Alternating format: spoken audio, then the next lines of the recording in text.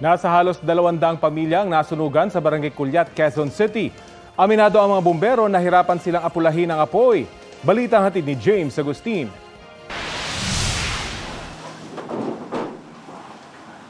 Nilamon na naglalagablab na apoy ang magkakadikit na bahay sa Adelpha Compound at Vargas Compound sa Barangay Culyat, Quezon City bandang alas 9 kagabi. Ang ilang bumbero pumwesto na sa bubong ng mga bahay. May mga naitala ring pagsabog. Hanggang sa lalong lumaki ang apoy, kaya itinaas sa Bureau of Fire Protection o BFP sa ikalimang alarma ang sunog. Ibig sabihin kinailangang rumisponde ang 33 fire truck ng BFP bukod sa mga fire volunteer. Sa bakanteng lote naman malapit sa nasusunog na mga bahay nagbugan ng tubig ang ilang bumbero. Ang iba umakyat na sa nakaparadang sasakyan. Dahil sa laki ng sunog, kinailangan ng butasin ng mga bumbero itong bahagi ng pader dito sa bakanteng lote para lang makalapit sila sa residential area. Tumulong na ang ilang residente para malagyan ng tubig ang ibang fire truck. Bayanihan naman ang karamihan sa pagkasalba ng kanilang mga gamit mula sa mga appliances, damit maging motorsiklo.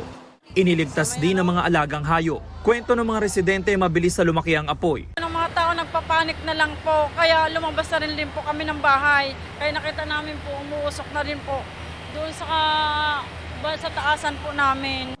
Si Govinier, hindi lang bahay ang nasunog, maging ang kabuhayang sari-sari store. Isang ref, freezer at ilang gamit lang ang naisalba niya. Ubos eh.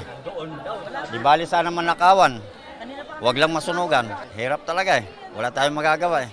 Si Aling Milagros naman walang nailigtas ni isang gamit. Ginising lang daw siya ng kanyang asawa at paglabas nila ay malaki na ang apoy. Yung mga alaga namin naiwan eh. Yung mga aso.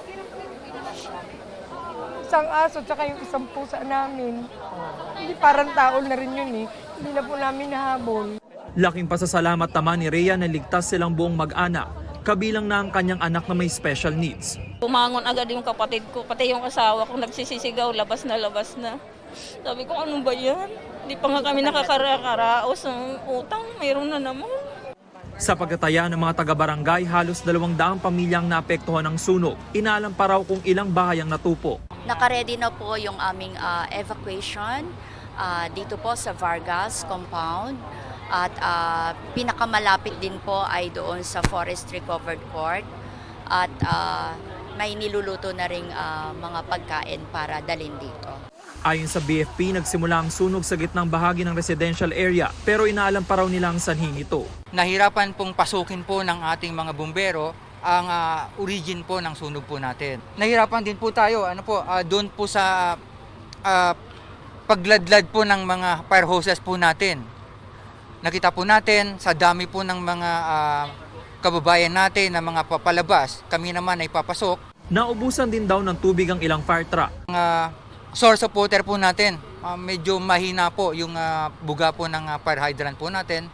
Meron po tayong dalawang nakuhanan pero medyo malayo po yung lugar po ng fire hydrant po natin. 12:22 AM nang dineklarang under control ang sunog hanggang sa tuluyan ito mapula bago mag-alas 3 na madaling araw. 7 ang nasugatan sa insidente kabilang ng 3 bumbero.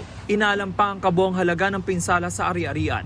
James Agustin nagbabalita para sa GMA Integrated News.